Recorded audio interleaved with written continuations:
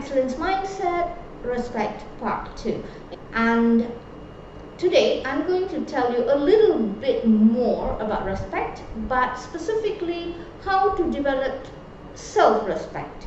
Respect is divided into two parts essentially. It is a need for every human being. The first part of respect is the need for respect from others, and the second part is self-respect. Alright, so the need for respect from others is usually seen in adolescence. What is adolescence? Adolescence is a stage during which a child transitions into adulthood physically, socially, emotionally, and morally. By the time we are done with adolescence, by the time we become adults, we should have overcome the need to get respect from others. We should not be relying on getting respect from others, and we should have moved on to working on developing our own self-respect. But sadly, this doesn't happen, because what needs to happen in adolescence in terms of social, moral, and emotional development does not happen. The understanding that respect should come from within does not happen in adolescence. Essentially, adolescence is the age range between 10 to 20 typically, but it could vary slightly. Alright, so by the time we become adults, we should move away from the need to command or demand respect from others to the stage where we are actively working on developing self-respect. And another name for self-respect is self-esteem. So today we are going to look at how to develop self-respect or self-esteem. Let's get into it straight away.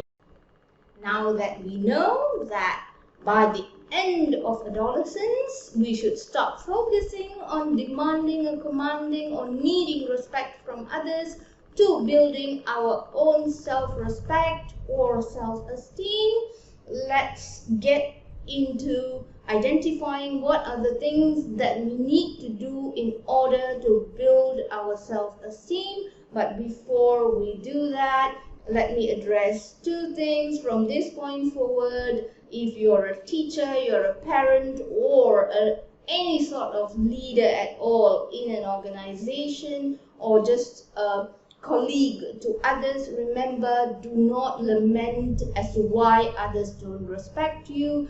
Do not complain and do not demand or command respect.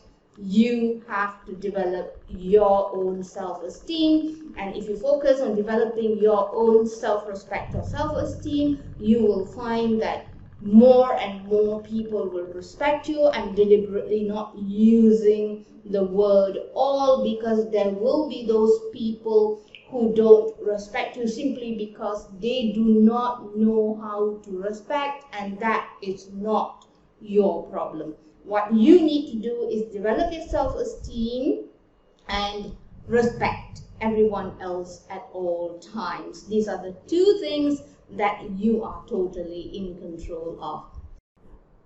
Here are the 7 things that you need to do in order to develop self-respect or self-esteem. Now, before I proceed, let me just define self-esteem. Self-esteem is your belief and emotion about your self-worth. So if you do the 7 things, you will develop a high self-esteem. In other words, a very positive belief and emotion about your self-worth. So at all times, maintain your best possible physical appearance. Extend this to your surrounding, your work desk, etc., and also your possessions. Remember that your word is the mirror that reflects your virtues. Do your job really, really well. Be a person of integrity, be humble, and maintain a calm demeanor at all times. We will look at each one in a little more detail next. When it comes to physical appearance, make sure you look after your hygiene, shower, smell good, brush your teeth, gargle with mouthwash, especially if you're going to get really close to someone and talk to them. This is totally applicable in the field of teaching and training or any other form of mentoring. Remain well groomed. This doesn't mean that you have to wear the most expensive branded clothes, but do look good and take care of every aspect of your experience, your appearance, your hair, your nails, your skin. And for ladies, you would want to use the right kind and amount of makeup. Be appropriately dressed. Do not dress like you're going to the pub if you're a teacher in a school. And health and fitness is an important part of your appearance. Do your best to look your best given the state of your health, which determines to what extent you can engage in fitness activities. Here I would like to reiterate that physical appearance is very important towards building one's self-esteem, because we all know that people build a first impression about you within the first 30 seconds of meeting you, and that first impression lasts and can define how you are treated throughout the rest of your interaction with that person.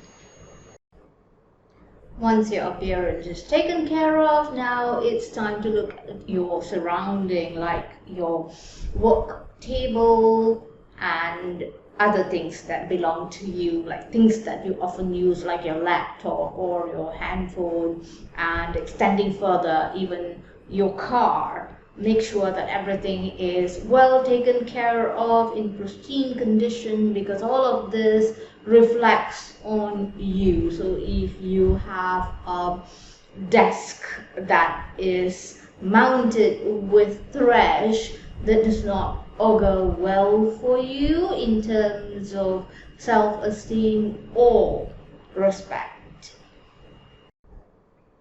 The third thing that you need to pay attention to is the words that you speak. Word is virtue. So always talk clean, no swear words, no profanities, no talking dirty, no talking down, words that build up, not break others down. Always keep your promise. In fact, under promise and over deliver, and never ever lie. Always speak the truth. The fourth action item to act on in order to build up your self-esteem: do your job. In fact, don't just do your job, excel at it. Yeah, do your best at it. And in doing your job well, I would like to remind you to put competence over confidence. Yeah.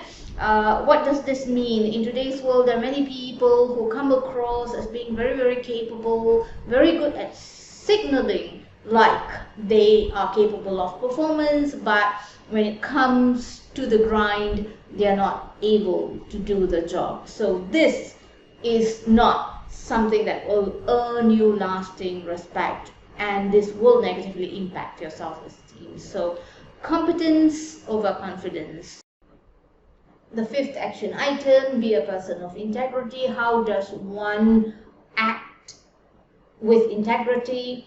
Someone who has high integrity acts with honor, honesty, truthfulness, and these qualities come from a place of having very high moral principles, and these acts are done consistently at all times without failing, even if nobody is watching. At this point, you may ask me, what is the difference between honesty and truthfulness? Aren't they both the same? No, they're slightly different. Very briefly, honesty is speaking without lying.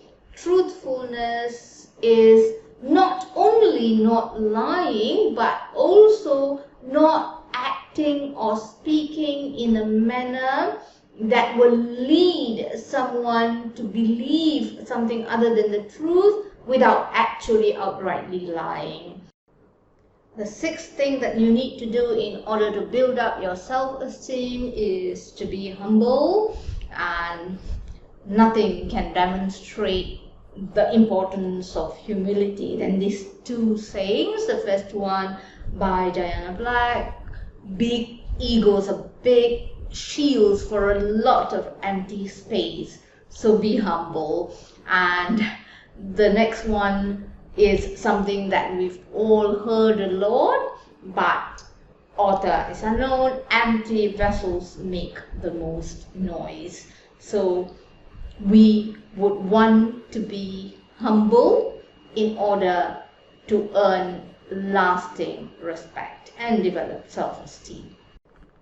Maintain a calm demeanor at all times to earn respect and also to develop a great self-esteem. In any case, if you are in the habit of using anger to scare people into submission, it's not really going to work. It will only reduce your self-esteem and reduce people's respect towards you, because they see you as someone who is easily affected and easily loses control of their emotions. I hope this video has been useful. If you find it useful, click like and subscribe, and I will see you again in another video next week.